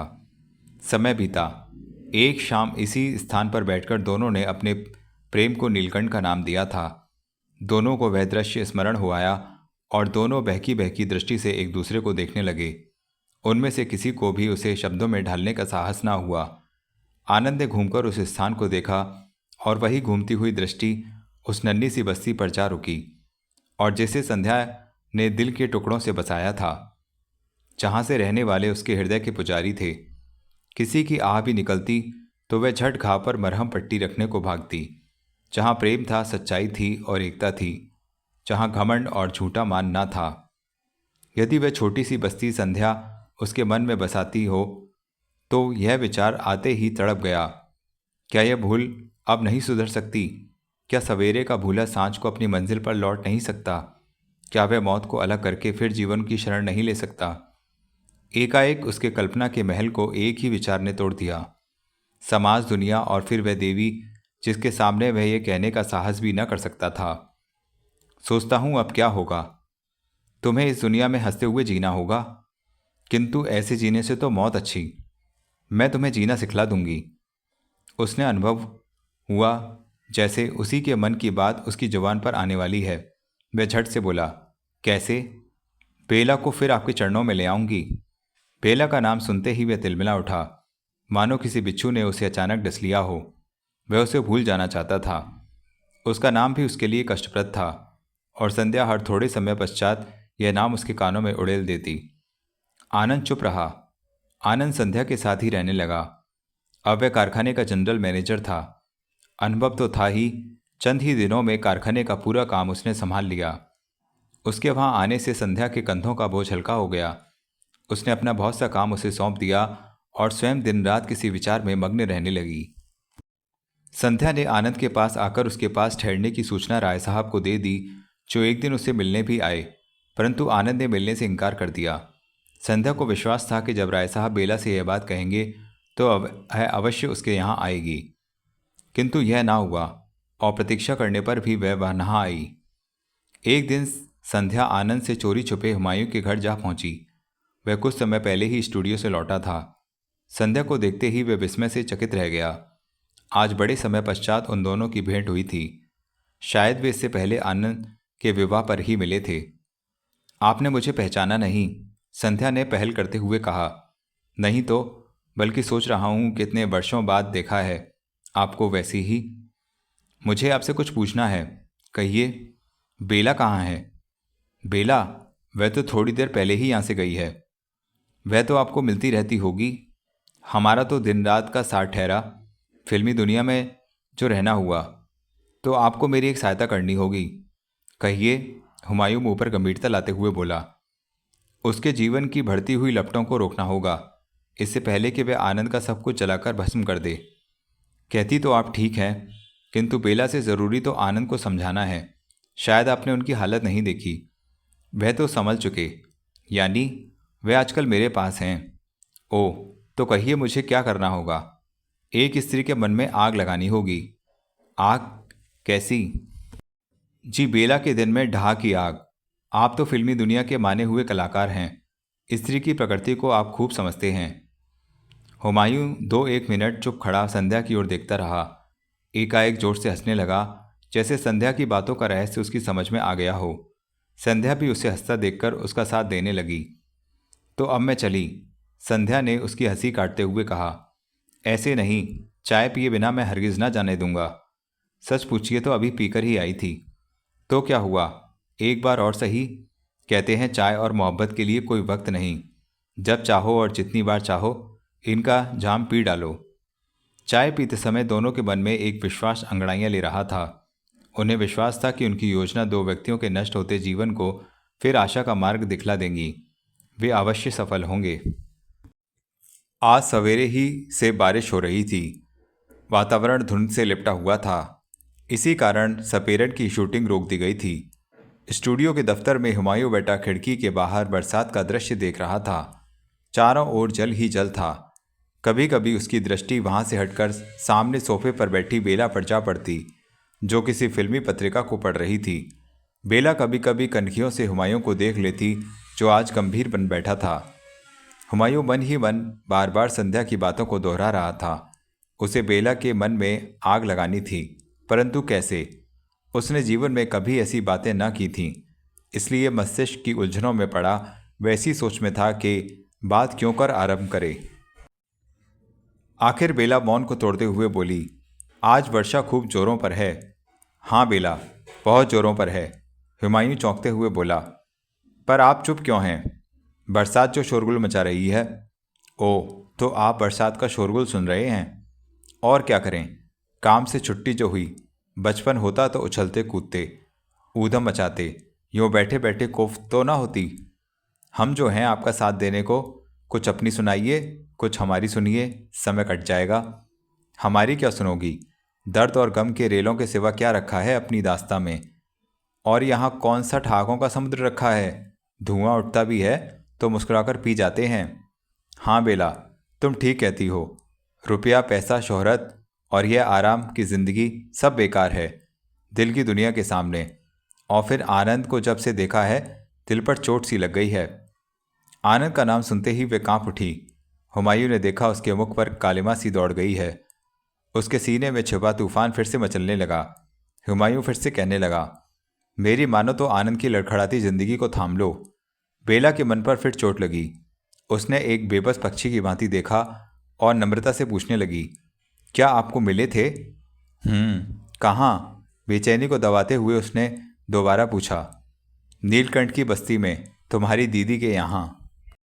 संध्या का नाम सुनते ही वह एक बार चौंक उठी और अपनी कंपकपी ओठों से दबाते हुए बोली, वह वहाँ क्या कर रहे हैं? संध्या ने उसे वहाँ का मैनेजर बना दिया है। कहता था एक बहन ने इंसान को हैवान बनाने में कसर न छोड़ी और दूसरी हैवान से देवता बनाने की सोच रही है। हुमायूं ने उसके चेहरे की बदलती हुई रंगत से अनुभव किया कि उसका दांव काम कर रहा है। वह बात पूरी करते हुए बोला, उसकी जिंदगी तो संभल जाएगी, तुम्हारा क्या होगा? मेरा मेरा उनसे क्या संबंध? मैं अपना जीवन स्वयं बनाने का साहस रखती हूँ। वह घमंड वे गर्दन की नसों को तानते हुए बोली, किंतु क्रोध और घबराहट से उसके नथने फूल रहे थे। हुमायूं उसके और समीप आ गया और बोला, मर्द औरत की जिंदगी का सहारा है और जो किसी कीमत पर भी खरीदा नहीं जा सकता। जरा सोचो तो क्या उसके बगैर इस बरौनक और ऐशो इज़्ज़त जिंदगी में भी तुम अपने को अकेला नहीं पाती? रात की तारीकियों और सन्नाटे में आंसुओं से अपने तकिए को तर नहीं कर देती? नहीं नहीं, वह झुंझलाकर बोली, जैसे इससे अधिक सुनने का उसे साहस ना हो। व्याकुलता की अधिकता से वह दीवार की ओर मुंह करके वह खड़ी हो गई, जिससे हुमायूं उसकी भावनाओं को ना देख सके। दिल का दर्द यूं नहीं जाता बेला, हुमायूं ने उसके सिर पर स्नेह का हाथ फेरते हुए कहा। यह दिल की लगी आहिस्ता आहिस्ता जब जीवन को दीमक की तरह खा जाएगी तो तुम्हें एक सहारे की जरूरत होगी, जैसे तूफान में किश्ती या पतवार की, और वह सहारा तुम्हें आनंद ही दे सकता है। मैं अपने दिल को पत्थर बना सकती हूँ, ऐसे कमजोर सहारे से मैं डूब जाना कहीं अच्छा समझती हूँ। वह इतना आसान ना होगा। तुम ही कहो, अब अपनी जिंदगी को तुम किसी दूसरे की महफिल में पाओगी तो तुम्हारे दिल पर क्या बीतेगी? क्या आनंद की संध्या की बाहों में जकड़ा देख तुम्हारे दिल पर अंगारे न लौटेंगे? नहीं नहीं, कभी नहीं, बेचैनी को दबाते हुए बेला ने झंझलाते हुए कहा और बाहर जाने लगी। इतनी बरसात में कहाँ जाओगी? हुमायूं ने उसे रोकते हुए पूछा। कहीं भी, आपको क्या? वह क्रोध में बोली। वह मैं खूब जानता हूँ, हुमायूं ने नम्रता से कहा। उसके चलते हुए पांव एकाएक रुक गए। उसने घुरकर देखा और पूछने लगी, आप क्या जानते हैं? हुमायूं ने देखा घबराहट और क्रोध से उसके एक ओंठ कांप रहे हैं। यही कि तुम्हारी मंजिल कहाँ है, नीलकंठ तक, जहाँ तुम अपनी बर्बाद मोहब्बत का तमाशा देखने जा रही हो। बेला यह सुनकर फिर से तिलमिला उठी और तेज तेज पग बढ़ाती सीढ़ियों से नीचे उतर गई। हुमायूं ने ऊंचे स्वर में कहा, यदि चोट लगने के बाद बेचैनी हद से बढ़ जाए तो मेरे यहाँ आ जाना। बेला, कभी कभी एक बहन को भाई के सहारे की भी जरूरत होती है। बेला ने एक बार मुड़कर हुमायूं को देखा और झट से मोटर में बैठी और मोटर बरसात में नहाती हुई स्टूडियो के बाहर चली गई। हुमायूं झट से आकर टेलीफोन पर संध्या का नंबर मिलाने लगा। हेलो संध्या, मैं हुमायूं। अपना काम बंद है, लेकिन मैं फारिग नहीं। बरसात जोरों पर है और मैं पानी में आग लगा रहा हूँ। आप ठीक समझी। मुमकिन है अब उसने आप ही के घर का रुख किया हो। मेरा निशाना खाली न जाए, नाटक पूरा होना चाहिए। कहीं झट से मरहम न रख देना। हाँ भाई, औरतों के नाजुक दिल का क्या कहना। आप आग पर तेल छिड़क दो, आके मैं संभाल लूँगा। आनंद सो रहा है। इतना सुहाना समय और तुम लोग नींद में सो रहे हो। टेलीफोन रखकर हुमायूं भी दफ्तर से बाहर आया और ऊंची आवाज़ में चौकीदार को टैक्सी भीतर भेजने को कहा। बरसात का तूफान हर घड़ी बढ़ता जा रहा था। काली घटाएं घनी हुई जा रही थीं। दिन के उजाले में धीरे धीरे रात का अंधकार सम्मिलित होने लगा। कुछ ऐसा अंधकार बेला के मन में भी फैल रहा था। वह मोटर गाड़ी को बंबई की सुनसान सड़कों पर दौड़ाए जा रही थी। शीशे पर टपकता पानी जैसे ही साफ नीचे होकर गिर जाता तो चंद क्षण के लिए वातावरण साफ दिखाई देने लगता। उसे यूँ अनुभव होता जैसे उसके मन में फैला अंधकार चंद क्षण के लिए छट जाता और अंधकार में जीवन में हल्की सी आशा की किरण समा जाती। वह अपने विचारों में खोई इस तूफान में बढ़ती गई। बेला ने गाड़ी सीधी नीलकंठ की बस्ती में जा रोकी। वर्षा का जोर पहले से कुछ घट गया था। वह गाड़ी से निकलकर संध्या के मकान की ओर बढ़ी और बरामदे पर रुककर अपने गीले बालों को रूमाल से सुखाने लगी। बाहर कोई न था। वह एक अजनबी की भांति इधर उधर देख रही थी। उसकी दिल की धड़कन हर क्षण बढ़ती जा रही थी। वह धीरे धीरे पांव उठाकर दीवार के साथ साथ चलने लगी। किसी की हंसी की आवाज़ सुनकर वह एक खिड़की के पास रुक गई। बरसात का सुहावना मौसम और उसमें गुदगुदा देने वाली हंसी उस पर बिजली सी कौंध गई। उसने दिल की धड़कन को वश में रखते हुए उसने खिड़की का पर्दा अपनी उंगली से हटाकर भीतर झांका। उसके भीतर पांव तले धरती खिसक गई। आनंद सोफे पर लेटा कोई पुस्तक पढ़ रहा था। संध्या नीचे कालीन पर बैठी अंगूरों का एक गुच्छा उसके मुंह के पास ले जाती और जब वह मुंह खोलता तो उसे झट से हटा लेती और दोनों हंस पड़ते। उसने स्वयं ऐसे कई हाव भाव सी रखे थे, किंतु आज संध्या को यूं करते देख उसका कलेजा जलकर राख हो गया। क्रोध से उसके ओंठ कांपने लगे, जैसे अभी वह खिड़की से कूदकर उस पर बरस पड़ेगी, परंतु धैर्य से काम लिया और अपने प्रेम का उपहास देखती रही। आज बड़े समय पश्चात उसके मन में सोई प्रेम की ज्वाला फिर भड़क उठी। आनंद को पाने की इच्छा फिर प्रबल होकर जाग उठी। वह अपने शिकार को किसी दूसरे के हाथों में क्यों कर देख सकती थी। उसने मन को खड़ा किया और नागिन की भांति बल खाकर द्वार की ओर बढ़ी। संध्या ने बाहर किसी के आने की आहट सुनी, पर वह घबराई नहीं। उसने बेला की गाड़ी फाटक के भीतर आती देख ली और फिर हुमायूं का टेलीफोन आने पर तो उसे पूरा विश्वास था कि बेला अवश्य आएगी और वह उसके लिए तैयार थी। उसने अंगूरों का गुच्छा एक बार फिर आनंद के पास ले जाकर हटा दिया। आनंद ने लपककर उसका हाथ पकड़ लिया और बोला, कब तक तरसाओगी? श्श्श, होठों पर उंगली रखते हुए बोली, जरा धीरे बोलो, कोई बिल्ली झपट पड़ी तो दोनों मुंह देखते रह जाएंगे। बिल्ली? आनंद ने दृष्टि घुमाकर सामने देखा और चौंककर सोफे से उठ बैठा। संध्या भी अंगूर तस्तरी में रखे उसी ओर देखने लगी। द्वार में खड़ी बेला क्रोध और घृणा से शोले उगल रही थी। दोनों को देख जैसे ही वह आगे बढ़ी, आनंद घृणा से नाक मुँह चढ़ा भीतर कमरे में चला गया। संध्या ने आंखें चार करते हुए बोला, आओ बेला, मुझे उनसे मिलना है। वह कठोर स्वर में असावधानी से बोली। किनसे? संध्या ने भोली बनकर पूछा। तुम्हारे नए अतिथि से। कहिए क्या काम है आपको उनसे? प्राइवेट, शायद मैं तुम्हें ना बतला सकूंगी। तो मैं विवश हूं। इस समय वे किसी दूसरे से मिलना पसंद नहीं करते। दूसरा? बेला ने क्रोध में दोहराते हुए कहा। तुम कौन हो मुझे रोकने वाली? जवानी के नशे में शायद तुम भूल गई हो कि वह मेरे पति हैं। संध्या उसकी बात पर खिलखिलाकर हंस पड़ी और कठिनाई से हंसी को रोकते हुए बोली, बेला होश में आओ। कहाँ तुम और कहाँ वह गलियों की नर्तकी का मंदिर के देवता से क्या मेल? दीदी, तुम अपनी सीमा से आगे बढ़ रही हो, वह चिल्लाते हुए बोली। तो तुम भी कान खोलकर सुन लो। तुम अपना दाव हार चुकी। अब हारे हुए जुआरी के समान गला फाड़ने से क्या लाभ? मैंने उन्हें नया जीवन दिया है, वे मेरे हैं। दीदी, मत भूलो तुम एक चट्टान से टकरा रही हो, और तुम भी यह मत समझो कि तुम्हारी दीदी का मन इतना कोमल है कि जब चाहो तोड़कर चल दो। बेला चुप रही और क्रोध में भरी बाहर चली गई। संध्या ने झट आनंद को पुकारा और दोनों खिड़की से झट लपककर बाहर देखने लगे, जहां बेला तेज तेज पग उठाती हुई मोटर का दरवाज़ा खोल रही थी। बेला ने गाड़ी का शीशा उतारते हुए एक दृष्टि उन पर डाली और फिर असावधानी से गर्दन मोड़कर गाड़ी चला दी। आनंद और संध्या एक दूसरे को देखकर मुस्कुराने लगे। कहीं तुम्हारा ये नाटक कोई भयानक रूप ना ले ले? आनंद ने पूछा। घबराइए नहीं, उसके स्वभाव से मैं परिचित हूँ। वर्षा का जोर कुछ घट चुका था। हुमायूं अपने घर के गोल कमरे में बैठा किसी गहरी सोच में डूबा हुआ था। उसे विश्वास था कि बेला अवश्य संध्या के घर गई होगी।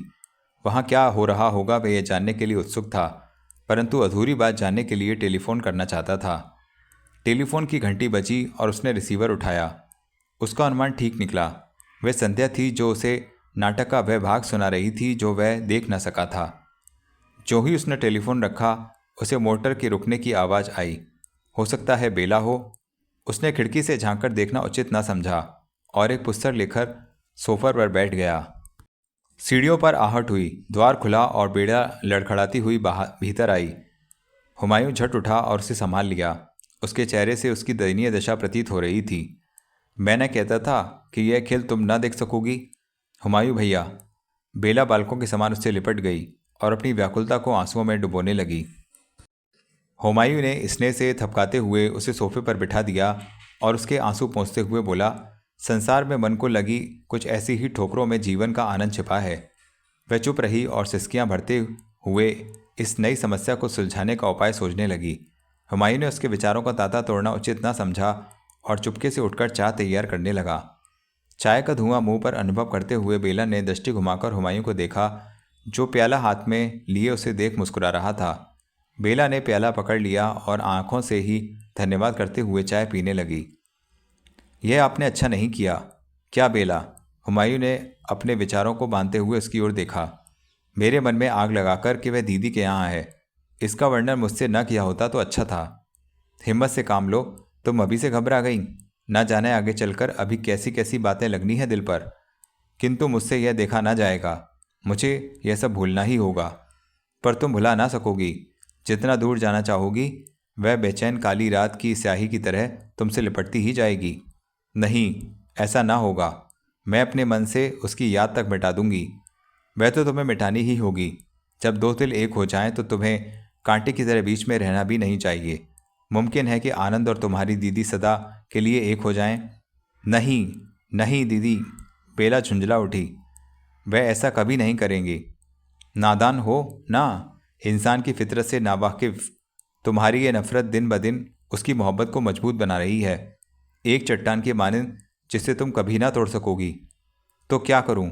वह तो मुझ पर विश्वास ही खो बैठे हैं। उसे दोबारा पैदा करो। वह कैसे? यह मैं सोचकर बताऊंगा। दूसरे दिन हुमायूं कुछ समय निकालकर संध्या के यहाँ गया तो उसे यह सुनकर प्रसन्नता हुई। उसे अपनी मंजिल समीप दिखाई देने लगी। संध्या को विश्वास हो गया कि हुमायूं की सहायता से वह आनंद और बेला के बीच खड़ी घृणा की दीवार को तोड़ देगी। आखिर यह सब क्या तमाशा है? आनंद ने असावधानी से अपने आप को सोफे पर फेंकते हुए पूछा। एक अनोखी शादी का इंतजाम, एक ब्याहता जोड़े में मिलाप की तैयारियां, यानी बेला और तुम्हारी फिर से सुलह। कहो आनंद, कैसी रही? आनंद ने उसी असावधानी से हुमायूं की ओर देखा और मुस्कुराते हुए होठों को दबाकर इतना कहा, शायद तुम नहीं जानते, स्त्री नदी का बहाव है। एक बार छोड़ दें तो लौटकर नहीं आती। किंतु हम बांध लगाकर उसका बहाव ही बदल देंगे। संध्या ने धीमे स्वर में कहा। बहाव तो बदला जा सकता है, परंतु जल लौटकर ना आएगा, बल्कि किनारों से हटकर कोई नया मार्ग अपना लेगा। हम भी यही चाहते हैं कि वे टूटे फूटे किनारों को छोड़कर कोई नया मार्ग अपना ले, किसी वीराने में हरियाली भर दे। हुमायूं ताली पीटने लगा और बोला, खूब खूब, आज की बहस तो काफ़ी शायराना है, और आप दोनों का स्वभाव भी। मुझे तो क्षमा कीजिए, मुझे तैयारी करनी है। कहाँ की? हुमायूं ने आंख उठाकर आनंद की ओर देखते हुए पूछा, जो भीतर वाले कमरे की ओर जा रहा था। बीनापुर, वह रुकते हुए बोला। कभी कभी उनकी ओर से यहाँ आया करता था, पर अपने कारखाने की ओर से वहाँ जा रहा हूँ। हुमायूं एकाएक चुप हो गया और सोचने लगा। चंद क्षण सोचने के बाद बोला, कितना अच्छा मौका है। कौन सा? संध्या ने झट पूछा। आनंद बीनापुर जा रहा है, कहो तो बेला को भी भिजवा दूँ? आनंद हुमायूं की बात सुनकर खिलखिलाकर हंस पड़ा और हुमायूं के पास आकर बोला, वास्तव में कितना सुंदर विचार है। हुमायूं भाई, इस मानसिक उपज को फिल्म इंडस्ट्री के लिए रख छोड़ो। इन बेतुकी बातों को जोड़ते रहोगे तो भूखे मरोगे। आनंद, तुम तो हर बात मजाक में टाल देते हो। आखिर वह तुम्हारी बीवी है। तुम दोनों की भलाई इसी में है कि नफरत का कांटा दिलों से हमेशा के लिए निकाल दो। फिर क्या होगा? आनंद ने हंसते हुए पूछा। प्यार का चश्मा फूट पड़ेगा। प्यार? वहाँ घृणा और जहर के अतिरिक्त कुछ नहीं। सांप से अमृत की आशा रखना अपनी भूल है, किंतु जहर देखते हुए उसका नाश ना करना उससे भी बड़ी भूल है। आप भी तो अपने मन में बेला के लिए घृणा का जहर रखते हैं। संध्या बोली। हाँ, रखता हूँ। तो अवसर से लाभ उठाइए। विष को विष काटता है, इस विष को अमृत बनाइए और बेला को अपने संग ले जाइए, इस जगमगाती दुनिया से बहुत दूर, प्यावन पहाड़ियों की चोटियों पर, जहाँ से झरने फूटते हैं।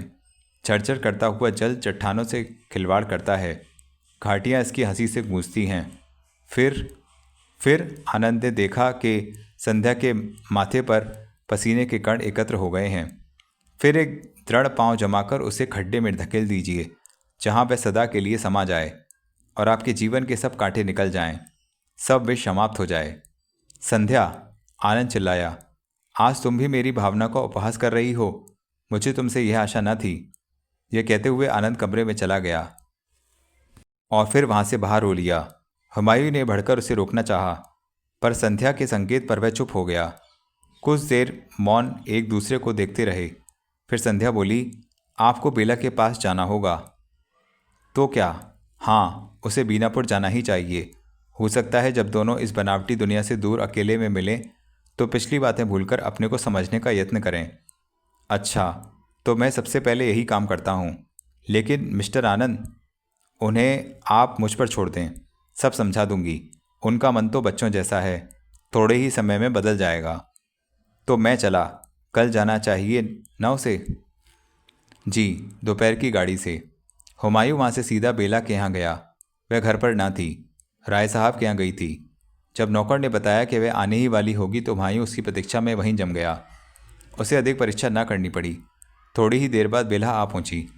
हुमायूं को देखते ही उसके उदास होठों पर फीकी सी मुस्कान नाचने लगी।